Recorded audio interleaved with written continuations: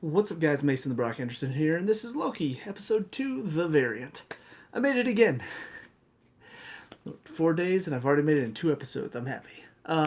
This one was like just basically an establishing shot of the room. It was almost exactly the same angle as the last week, except Loki wasn't about to get phased this time. They were just like showing the room, and I'm sitting in the exact same seat. I'm just like, hey, there I am again. I will say I was also a part of the scene where they were taking the phone call and talking about how somebody bombed the sacred timeline. So that was actually a plot point that I knew about before it happened. So it was one of the things I'm obviously not allowed to talk about. But anyways, yeah, I mean, this was an interesting episode. It was setting up a lot more of what this season is going to be. And I kind of figured, because they were hiding the face of this variant, I kind of assumed it was going to be something that we're not expecting. I There was a part of me that was like, okay, is it not going to be Loki, but they just assume it is? But that didn't seem really right to me. So I'm thinking, okay, what is there like some sort of version of Loki that's going to make this like extremely important, or there's a reason why they're not showing the face right now. And yeah, having it be a female version of Loki, which I assume that's what this is, kind of interesting. I don't know what they plan to do with it. I did look up a little bit about Loki, and sure enough, he has had several variations of himself, and he's even had a herself, and he's had a kid self. So there's been a lot of different variations of Loki, and I kind of like this idea that there's pretty much one main Loki in the sacred timeline. There's one Loki that's supposed to be. So these different variations of Loki are now essentially just that. They're variations. They're not what he's supposed to be, which is what this Loki that we've been seeing for the past few years is. So I like that concept that they're taking something from the comics, but they're making it kind of a plot point in this show, basically. So yeah, I like that how they're taking that. I like how they're using it. Um, I don't really know exactly what the plan is for, honestly, for either of them, from Lady Loki or from regular Loki. Like, I don't know what the plot is for them. For Loki, he's obviously always been a character that's like you don't really know what to expect from him. Sometimes it seems like you can trust him, and then he does something that you're just like, oh, we can't trust you. But then again, he's also shown that he can be trustworthy at times and he can be useful. So it's very much up in the air whether or not we can trust him in the show, in the series. So I don't really know what to expect from him going forward. But from Lady Loki especially, I really don't know what to expect there, because it just, I don't know what this plan is. Like, bombing the sacred timeline, bombing these different locations. It's very clever in the way that it's set up, and I like the fact that it's like, okay, so she's been setting this up for a while now, and it's very cleverly laid out plan. Stealing all of these resetters. It's like, okay, what is all of this for? Like, it seems weird to just use it to reset time at some point. Like, that just seems like a weird use for it. And then the fact that she's also been stealing, or she stole this one girl's time. I don't even know what they call it really, but the device that lets them travel to these different time periods. She stole that from this girl, and it's like, well, okay, what do you need from her in that sense?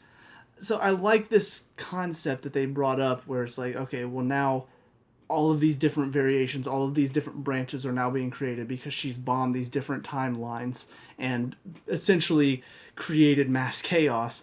It's like, so what's the plan there though? Like, is it essentially just supposed to create all these different alterations because she feels like there should be alterations? Because that was kind of an interesting conversation between Loki and Mobius where they're talking about this concept of, so there's one sacred timeline, that means everybody within that timeline has no free will.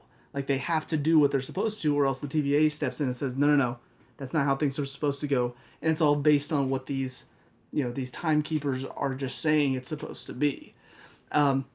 So that is kind of like one of those things, even from a Christianity point of view, like some people wonder, well, if God knows everything we're supposed to do, then do we really have free will? It's like, well, yes, but he also knows what we're going to choose as well. So it's like, it is kind of one of those things that theologians will debate timelessly because there's no real answer to it. There's no real finality. to it. It's all sort of up in the air, stuff that we as humans probably won't be able to comprehend because our minds are limited. So I like the fact that they sort of had that discussion, and I kind of wonder if that discussion is going to play into what Lady Loki's motive is in doing what she's doing. But then again, it could just be something completely different that's just supposed to be with her. Like, I don't know what that would be. I don't know what motive that could possibly be, but yeah, it's definitely got me thinking about what the rest of the season could hold. But yeah, it was interesting episode to see things continuing to move forward, to see Loki trying to play the team a little bit, but then Mobius is catching him at certain points, but then he's also missing other things. But it's kind of a nice back and forth to have Mobius and Loki working together. So whenever Loki left at the end of the episode, I was disappointed, honestly. It's something that I hope they rectify soon, because I think the camaraderie between Loki and Mobius is a good one. Like, I like their team up. I like them working together, because when they bounce off of each other, like, it really brings this fun nature to the show. I hate the fact that they made him decide to go into the portal with Lady Loki at the end, because I'm like, no, I want to see him and Mobius working together. Even if he is trying to play Mobius, I like their dynamic, because he is trying to find every loophole he can, while Mobius is trying to make sure he catches him at every loophole while still trying to bring the best out of him. It's a fun dynamic to work with. So I dislike the decision to go into the portal that Lady Loki created, but maybe that's just something that will be rectified at the beginning of next episode. I honestly don't know, but it's definitely got me excited for the rest of the season. I enjoy what they're doing with it so far. I like the different topics of conversation they're bringing up. I like how the story is moving forward. Loki's character and all of it is still kind of a wild card, and you still don't really know what to expect from him. But it does sort of bring that chaotic energy that can be fun to watch sometimes. It's like, what are they going to do next? What is he going to do next? And you can never really predict exactly what's going to happen. And I think that's always a fun thing. Whenever you can't really predict the show, that's a fun thing to do, because if something's too predictable, then it can be very boring. But you also can't get too plot twisty where there's no way you could have predicted it, because it doesn't make sense within the confines of the show. So hopefully they don't go too far outside of that. I don't know. I like the second episode. I like the first episode. I like what they're doing so far. Compared to the other two Marvel shows, it definitely feels like it got moving a lot quicker than WandaVision or Falcon and the Winter Soldier. Like, it definitely feels like they've found their footing and they're really going forward with the plot a lot quicker than either of those shows did. Falcon and the Winter Soldier, it kind of felt like the first couple episodes were building up what they were doing. Loki very much feels like they built it all up in the first episode, and now we're right into the plot, and we're already moving ahead. We're already, things are already happening.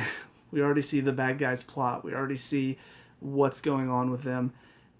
I don't know. I like how they've set it up so far, and hopefully they can keep this momentum going. But I think that's about it for this second episode.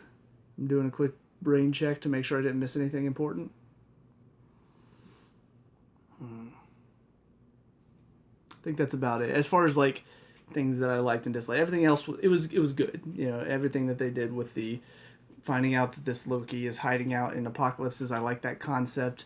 The fun, the jokes that they make, is a lot of fun.